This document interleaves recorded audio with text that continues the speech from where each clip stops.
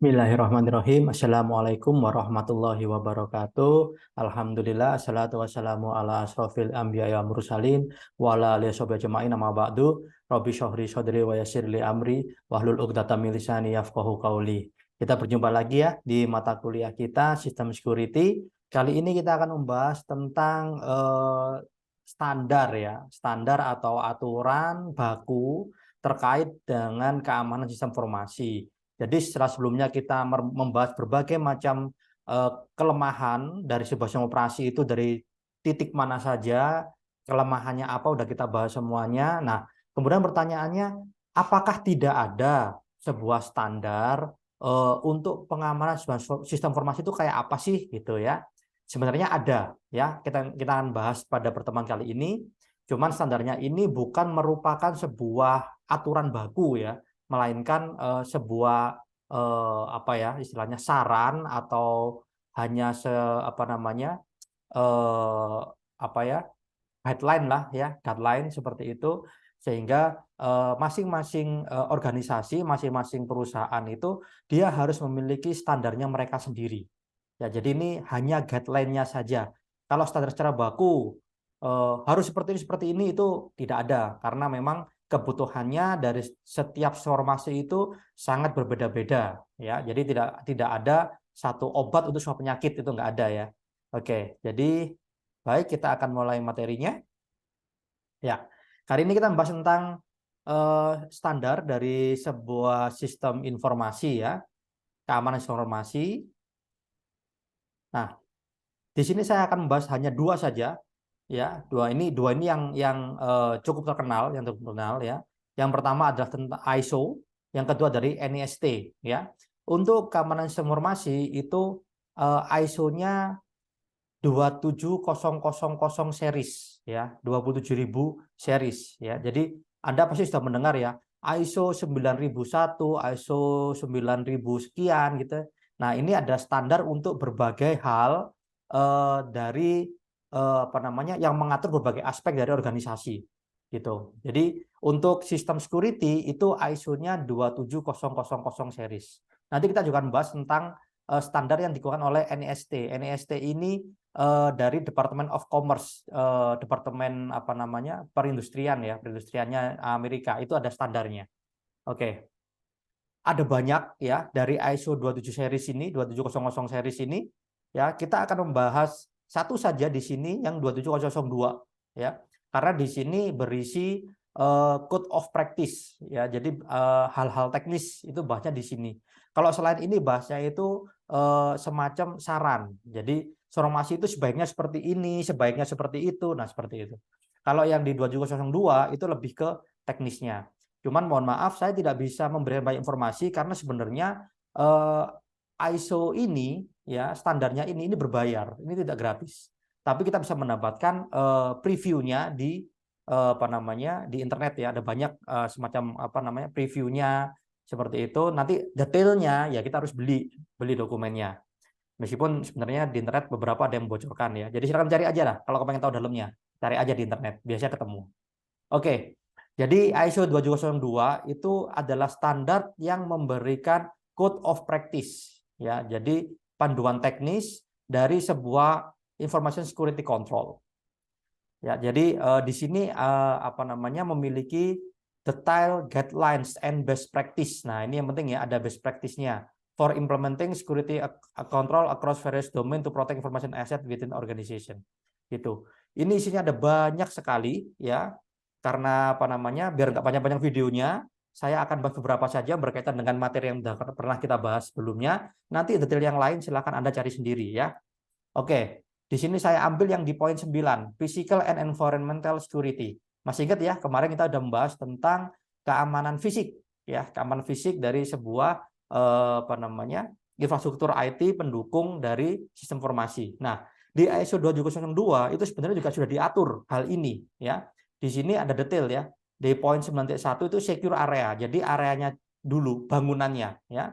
9.1 ini physical security perimeter, ya. Di sini kalau Anda baca detailnya di dokumennya itu, di situ dia bilang sebuah gedung yang berisi server untuk apa namanya memberi sistem informasi itu haruslah terbuat dari apa namanya concrete block, apa ya, batu bata lah ya, batu bata seperti itu. Jadi nggak boleh apa namanya dibuat dari apa namanya misalnya triplex atau bangunan yang semi permanen, itu nggak boleh, harus bangunan yang permanen.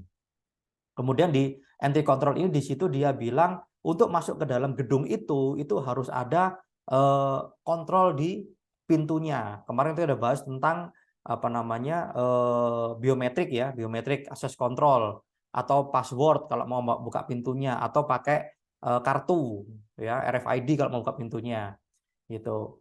Kemudian di sini juga ada working in secure area. Jadi di sini dia membahas tentang apa namanya bagaimana aturan untuk bekerja di area-area yang apa namanya secure ya. Di sini beratnya lebih kepada pihak ketiga. Biasanya kan kita di perusahaan kita nanti kalau Anda kerja ya, itu seringkali kita menggunakan vendor pihak ketiga untuk membantu perusahaan itu dalam melakukan segala satunya. Jadi nggak semuanya orang IT inter perusahaan ya, seringkali dibantu oleh pihak ketiga gitu. Nah, itu ada hubungan di sini. Public access, delivery, and loading area. Di sini ada aturannya. Jadi kalau mau masang server, misalnya ada perusahaan Anda membeli sebuah informasi dari pihak ketiga, kemudian dia otomatis harus menginstall servernya dia di gedung Anda. Nah, itu bagaimana aturannya? Di situ ada. Gitu. Kemudian di sini ada cabling security. Di sini ada best practice bagaimana cara mengamankan kabel-kabel LAN Anda atau fiber optik Anda. Nah, gitu ya.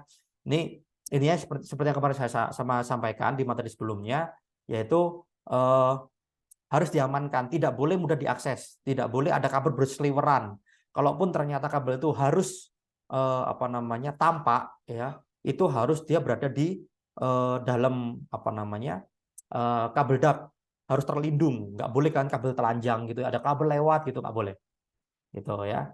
Kemudian di sini ada banyak sekali ini. Ini kalau Anda silakan nanti cari dokumennya ini. Ada kok di internet. Cuman biasanya dia sepotong-sepotong. Karena emang ini kan berbayar dia. Jadi dia sepotong-sepotong, tapi kalau Anda mengumpulin itu akan lengkap juga akhirnya. Oke. Kemudian ini akses kontrol di poin 11 ya. Di sini ada user access management contohnya. Di sini mengatur bagaimana user registration.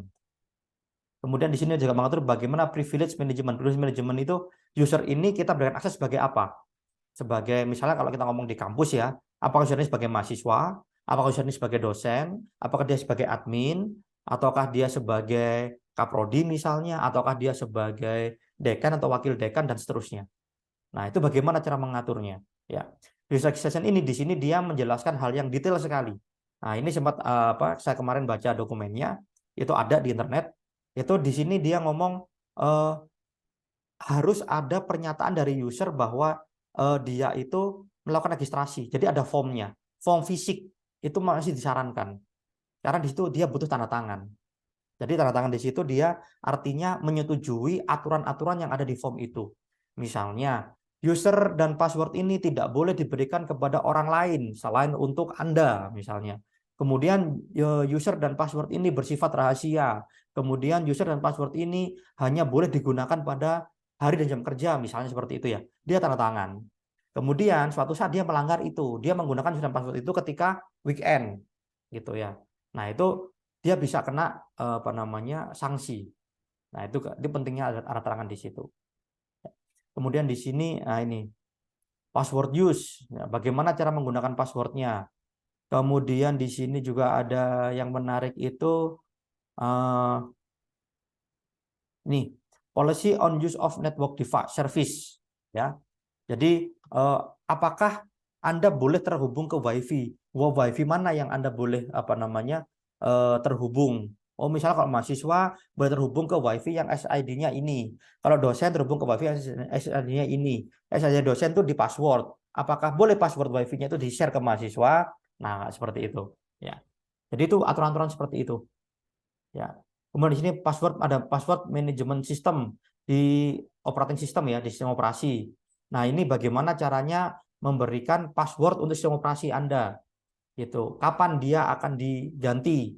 Nah, di situ apa namanya, kemarin kalau nggak salah saya baca itu ada ketika pertama kali user itu dibuatin, ya, maka dia harus diberikan password acak, ya, yang hanya sekali pakai. Jadi setelah user login, maka dia diharuskan untuk mengganti passwordnya dia sendiri.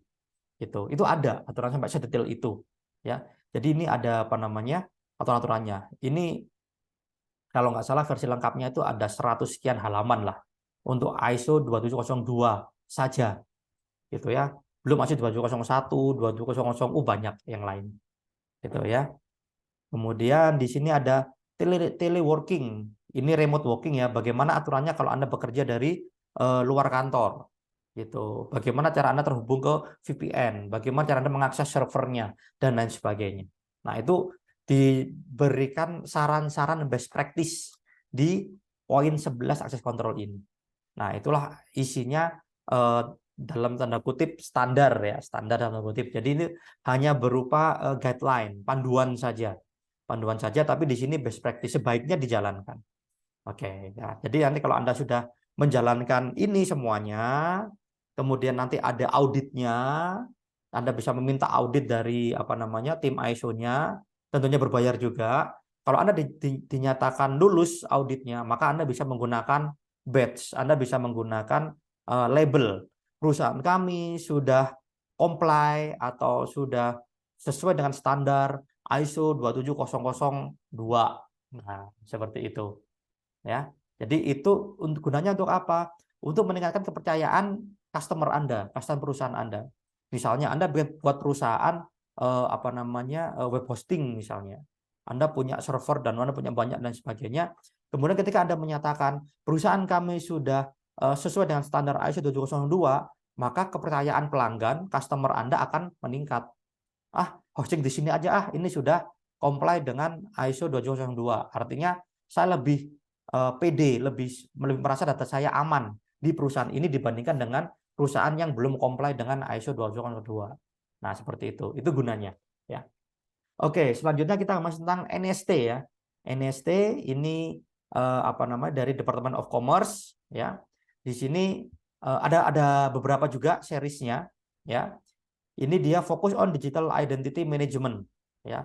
Digital identity management nanti di sini hubungannya sama username, password dan lain sebagainya. Kalau yang tadi ISO 2702 itu keseluruhan sistem. Kalau ini lebih ke digital identity managementnya aja ya. The guidelines aim to enhance the security and usability of authentication mechanism ya. Jadi di sini lebih ke mekanisme autentikasi. Autentikasi masih ingat ya? Dulu di mata kuliah kita di awal-awal autentikasi. While minimizing the risk associated with unauthorized access. Jadi sambil dia meminimalisir resiko yang berhubungan dengan unauthorized access, akses yang tidak sah. Nah, itu ya, seperti yang sudah kita pelajari sebelum-sebelumnya. Oke, nah ini seriesnya, ada banyak, ada A, B, C, D, E. Oke, kita akan bahas, fokus saja ya, kita akan bahas di yang B saja ya. Ini yang password based authentication. Ya, ini ada hubungan sama materi kita sebelumnya ya. Oke, contohnya nih di poin 5111 ya. Oh ya, kalau NST ini dia open dokumennya. Nanti akan saya share di e-learning. Anda bisa download dari e-learning nanti. Saya akan berikan linknya ya. Contoh di sini 5111 itu dia memorize secret authenticators. Berarti ini orangnya, authenticators ya orangnya. Di sini shall be at least 8 karakter in length if chosen by subscriber. Ya, masih ingat ya, kalau Anda misalnya Anda registrasi ke sebuah sistem email misalnya, itu kan ada ditanya password minimal 8 karakter, memiliki huruf besar dan huruf kecil, memiliki tanda baca, ngeribetin. Ya. Cuman semua sistem seperti itu, minimal 8 karakter, 8 karakter. Dari mana sih asalnya? Dari sini ternyata asalnya. Asal dari NIST SP80063B. Ini memang di sini ada saran, at least-nya 8 karakter. Ya. Kemudian verifier berarti ini sistemnya. Ya. Jadi dia shall require subscriber chosen memory secret to be at least 8 karakter in length. Jadi sistem yang Anda buat itu harus minimal dia apa namanya punya apa ya istilahnya warning jika passwordnya itu kurang dari 8 karakter gitu ya. Jadi kan require. Jadi dia harus memasukkan minimal 8 karakter. Kemudian should permit claimant to use space functionality. Ya, jadi untuk input box-nya itu, ya tempat untuk masukin password-nya itu harus bisa dipaste. Nah, untuk apa? Biasanya itu untuk apa namanya? Beberapa browser itu kan dia punya fitur apa namanya? Password management. Nah, seperti itu memudahkan si usernya, ya. Kemudian verifier may also permit user device to display individual entered character for a short time. Mungkin Anda pernah registrasi ke sebuah sistem, kemudian ketika passwordnya ditekan, cetek gitu ya, misalnya A, dia muncul A, 1 detik kemudian berubah jadi dot atau dari asterik jadi apa tanda bintang atau titik yang bunder-bunder itu ya. Ketika Anda ketik B, 1 detik kemudian dia berubah. Mungkin pernah ya mengalami seperti itu ya. Nah, itu dari sini asalnya. Ya. Display individual entered character for a short time. Jadi itu fungsinya untuk apa? To verify correct entry. Jadi kalau dimasukin langsung titik-titik-titik atau bintang-bintang-bintang, itu kan kadang-kadang kita salah ketik. Kadang-kadang ya. Apalagi kalau passwordnya panjang, di sini kan 8 karakter. Nah, bagaimana sarannya? Sarannya dia diketik itu awalnya dia muncul. Muncul, kemudian 1 detik atau 2 detik dia akan berubah jadi bulat lagi. Nah, itu untuk verifikasi. Oh, ternyata saya menekan tombol atau angka atau huruf yang benar. Gitu ya. Kemudian ini shall be salted and hashed using a settable one-way key derivation function ya. Ini yang baru saja kemarin kita pelajari ya di kriptografi, ada salt, ada hash ya. Ya itu ya contohnya apa kemarin? Masih ingat ya? MD5, SHA ya, CRC32 itu kan one-way key derivation. Jadi dia nggak bisa dibalikin lagi gitu. Jadi itulah mengapa pada umumnya password itu dia di hash ya, di hash. Umumnya sih yang gampang pakai MD5, pakai SH1 itu kan memang sudah apa namanya kompatibel ya dengan banyak bahasa pemrograman, banyak informasi gitu. Nah, gitu jadi tambahkan dengan salt. Nah, kenapa kok password itu harus di hash, Pak? Kenapa kok nggak di encrypt aja, biar di decrypt lagi? Ya itu sih pilihan Anda programmer ya. Tapi di sini disarankan di hash aja, tambahkan salt. Ingat saltnya itu setiap user harusnya dia berbeda sehingga eh, meskipun inputnya sama dengan salt yang berbeda maka hasil hashnya juga akan berbeda. Oke ya. Oke, jadi itu ada 2 standar ya, ada 2 standar dari sistem information security, keamanan informasi ya. Jadi standar ini adalah lebih ke guideline, panduan ya dibandingkan dengan aturan. Jadi ini bukan aturan, ini panduan. Oh, kalau bikin password itu sebaiknya 8 karakter. Bukan seharusnya ya, sebaiknya 8 karakter. Oh, kalau masukin password itu sebaiknya dia muncul dulu angkanya atau hurufnya atau yang diinput, baru kemudian dia jadi dot atau jadi asterisk, jadi bintang dan seperti itu ya. Kemudian setiap organisasi, setiap perusahaan harus memiliki standarnya masing-masing. Ya gitu. Misalnya kita buat standar nih, password tidak boleh sama dengan NIM. Nah, seperti itu ya. Nah, itu nggak ada di ISO maupun di NIST itu nggak ada seperti itu. Tapi itu adalah kebijakan dari misalnya kampus UIN Malang gitu ya. Misalnya password tidak boleh sama dengan UIN atau password tidak boleh sama dengan tanggal lahir, password tidak boleh sama dengan email, password harus mengandung karakter khusus, misalnya titik, tanda baca, koma dan lain sebagainya. Nah itu ya.